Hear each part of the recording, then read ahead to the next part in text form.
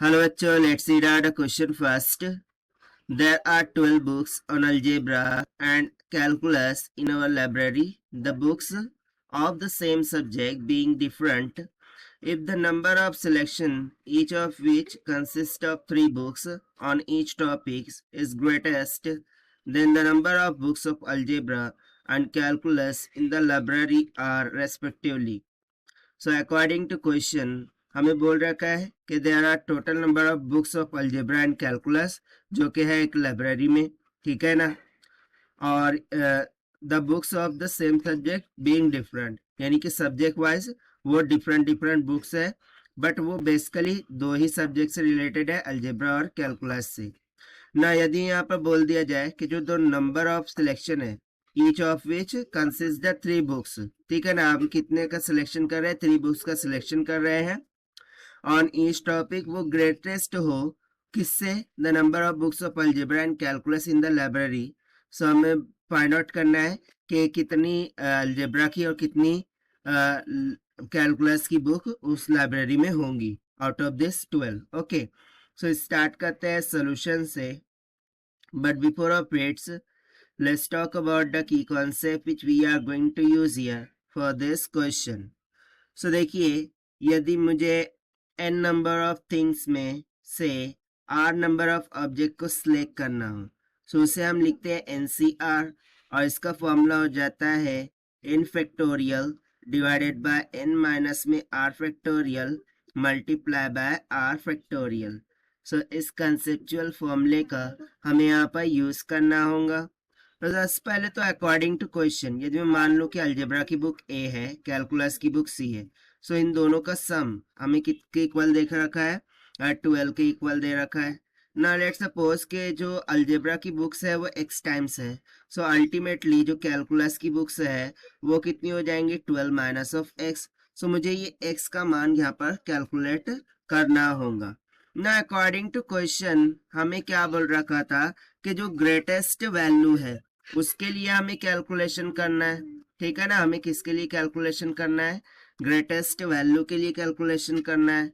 सो इसको हम next page पर ही देख लेते हैं क्योंकि यहाँ पर नहीं एडजस्ट होगा।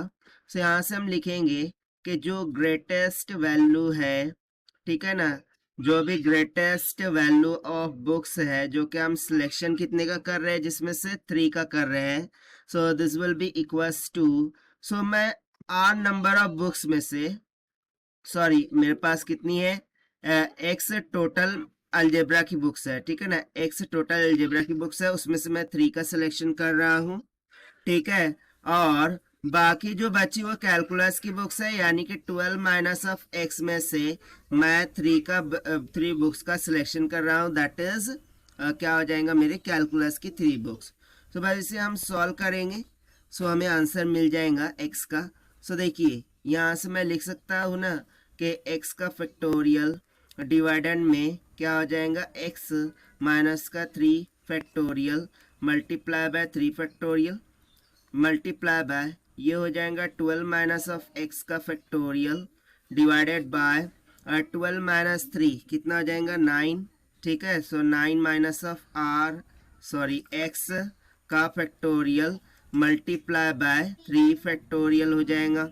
सो this will be equals to, ना एक्स फैक्टोरियल को हम लिख सकते हैं एक्स माइनस का 1, एक्स माइनस में 2 और एक्स माइनस का 3 फैक्टोरियल, और डिवाइडेड में क्या हो जाएगा, एक्स माइनस का 3 फैक्टोरियल मल्टीप्लाई बाय 3 फैक्टोरियल, और मल्टीप्लाई बाय यहाँ पर हम लिख सकते हैं 12 minus of x, 11 minus of x, 10 minus of x, and finally नीचे देखिए क्या है, 9 minus of x, so 9 minus of x factorial divided by 9 minus of x factorial multiply by 3 factorial. So ये दोनों कैंसिल हो गए, x माइनस 3 फैक्टोरियल कैंसिल हो गए।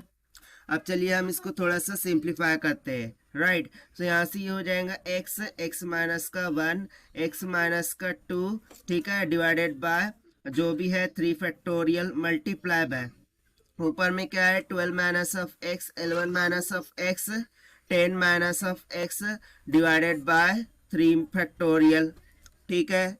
सो यहाँ पर देखिए यदि मुझे ग्रेटेस्ट वैल्यू के अकॉर्डिंग यहाँ पर कैलकुलेशन करने हैं, ठीक है ना, जैसे कि हमें बोल रखा था ग्रेटेस्ट वैल्यू के according, but according to question greatest then क्या बोल रखा था कि जो 3 बुक्स ऑन ईच टॉपिक्स है वो ग्रेटेस्ट है then the number of books of algebra, ठीक है ना। सो ग्रेटेस्ट वैल्यू के लिए हम क्या करेंगे कि जो x की वैल्यू है वो कहाँ से कहाँ वेरी कर सकती है, 0 1 2 अप टू डैश, और उधर से 3 वैल्यूज ले लेता हूँ, दैट इज 10 11 एंड 12, ठीक है। सो यदि मैं ये 3 वैल्यूज रखूँ 0, ठीक है, तो 0 रखेंगे तो मिनिमम वैल्यू हो जाएंगी, ठीक है।